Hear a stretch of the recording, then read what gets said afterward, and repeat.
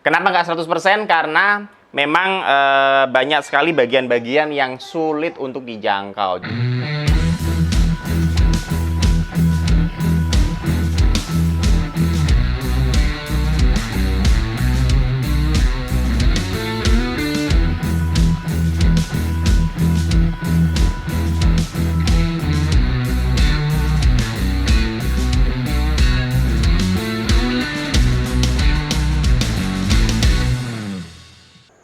Kali ini kita mau bersihin semua yang nempel, oli-oli yang nempel di mesin ya, belepotan-belepotan, iler-iler mesin segala macem.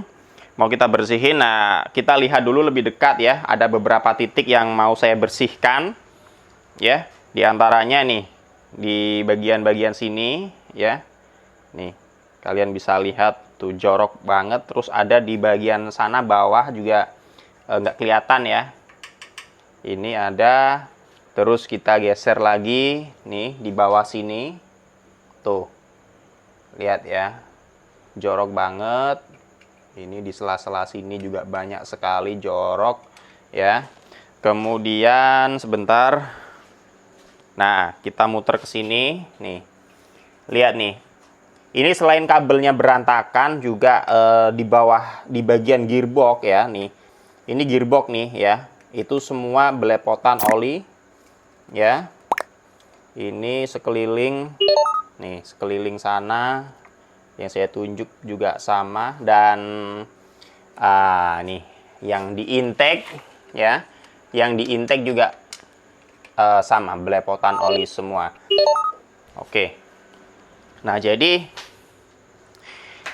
itu bagian-bagian yang bakal dibersihkan. Nah, teknisnya nanti saya bakalan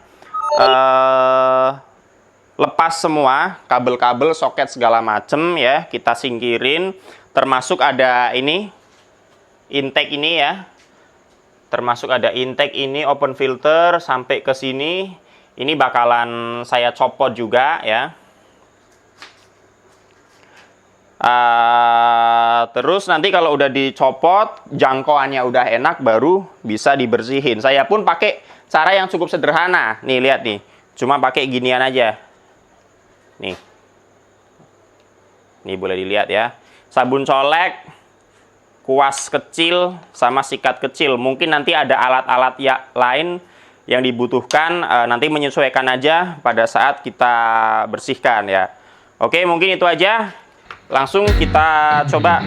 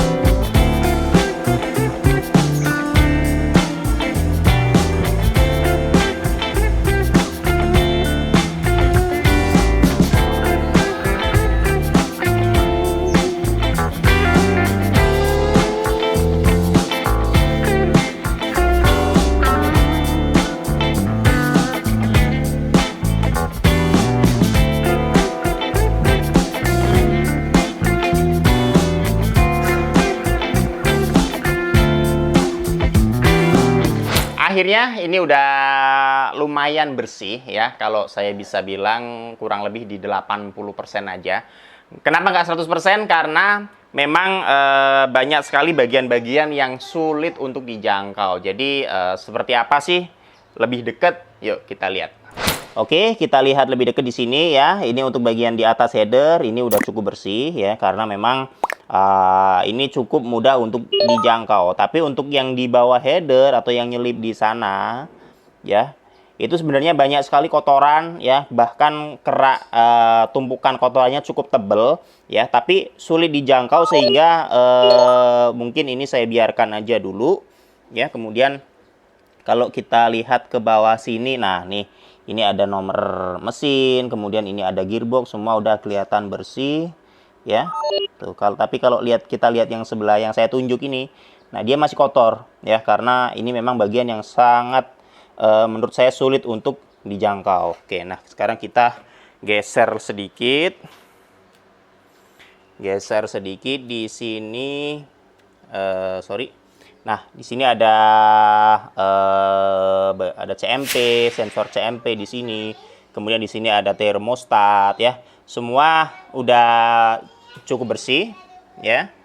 Nih, ada ECP juga di bawah sini ya. Ini juga udah cukup bersih. Dan yang paling mencolok di sini yang kelihatan bersih adalah di bagian gearbox ya. Kalau sebelumnya kalian lihat, waduh, joroknya luar biasa. Olinya tumpah kemana-mana ya, debu segala macem. Bahkan untuk yang bagian-bagian tertentu ya di gearbox ini saya sempat pakai yang namanya obeng minus yang cukup besar untuk mengerok kotoran tersebut. Itu saking tebelnya ya. Dan ini udah bersih semua seperti ini ya. Tuh lihat.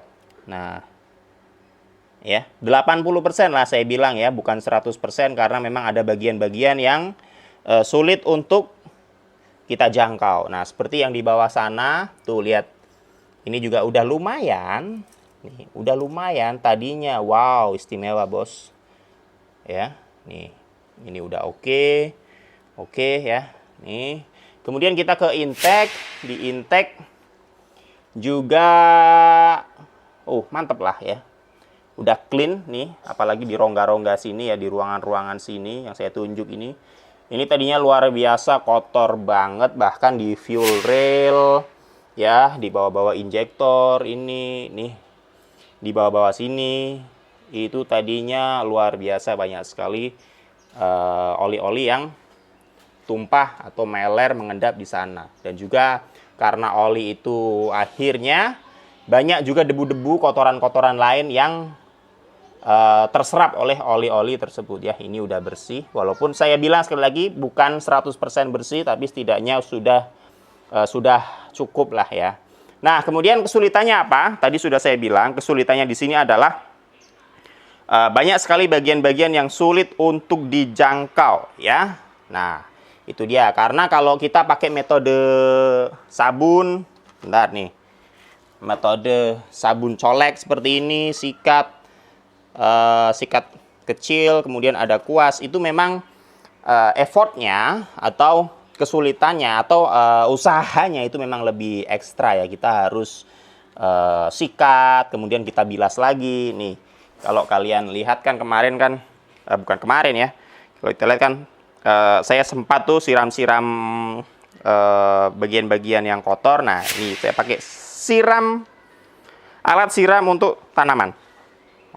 Ya, itu jadi gitu. Jadi harus kita siram ya, kasih sabun, kita kuas ya, setelah itu kita bilas, kemudian kasih sabun lagi, kita sikat ya, kita bilas, pengulangan seperti itu sampai benar-benar bersih ya. Jadi memang murah, biayanya sangat murah. Bahkan ya, ini kita beli paling berapa sih, 2.000 perak, 2.000 rupiah udah dapet yang ukuran agak besar. Ini yang kecil begini dia harganya cuma 1.000 rupiah, ya kan?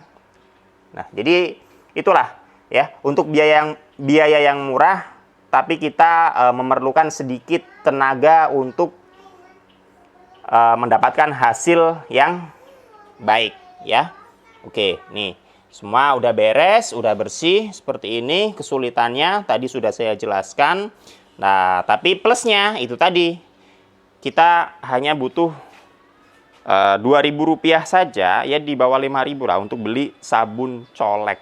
Ya untuk sikat, kita bisa pakai sikat gigi bekas yang nggak kepake. Untuk kuas juga saya rasa banyak sekali ya yang udah punya kuas-kuas kecil di rumah. Oke. Setelah ini dikerjain, dibersihin, ternyata saya menemukan ada beberapa selongsong kabel yang kondisinya udah jelek, udah getas, bahkan udah ada yang koyak seperti tercabik-cabik begitu ya. Jadi kalian subscribe dulu. Kalian subscribe sekarang juga karena selanjutnya saya bakalan sedikit merapihkan kabel-kabel supaya kelihatan lebih mantap lagi. Mungkin itu aja. Kita ketemu di video tersebut ya. Bye-bye.